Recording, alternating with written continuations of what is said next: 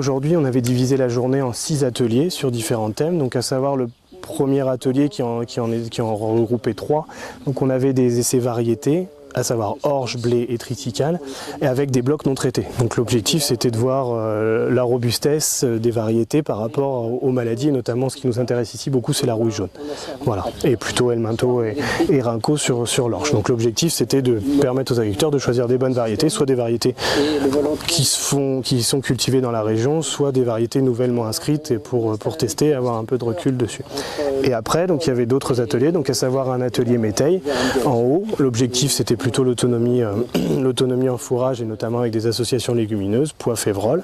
Et puis après un aspect matériel, donc avec à savoir tout ce qui est pour limiter pareil les pertes de phytosanitaires dans l'environnement, donc un aspect buse avec un objectif c'était de limiter la dérive, un objectif plutôt coupure de tronçons et coupure GPS, pareil pour limiter les recouvrements, et le dernier c'était la précision, donc à savoir au semis, donc avec un semoir pneumatique adapté.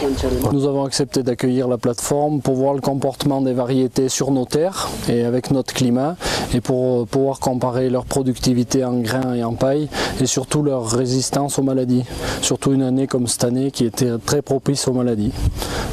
Une barre de guidage, c'est un écran qu'on installe à l'intérieur d'un tracteur, qu'on relie à une antenne sur le toit et qui sert à l'agriculteur à faire les meilleurs parallèles possibles. Nous avons investi dans un GPS il y a un peu plus de 3 ans pour plusieurs raisons. D'abord c'était pour une économie de produits, parce que sur les appareils, l'épandeur d'engrais et le pulvérisateur, nous avons mis les coupures de tronçons. Donc ça gère automatiquement en bout de champ et permet une économie de produits. Mais ça permet également une économie de temps, parce qu'avant on était en 18 mètres de large et on jalonnait, alors qu'aujourd'hui avec le GPS et l'autoguidage, c'est lui qui fait tout lui-même. L'objectif de cette petite présentation ce matin, c'était d'aider les agriculteurs dans le choix des buses. Donc à savoir quelle buse choisir, à quel volume d'eau il fallait traiter, pour quelle pression et quelle vitesse d'avancement, brièvement.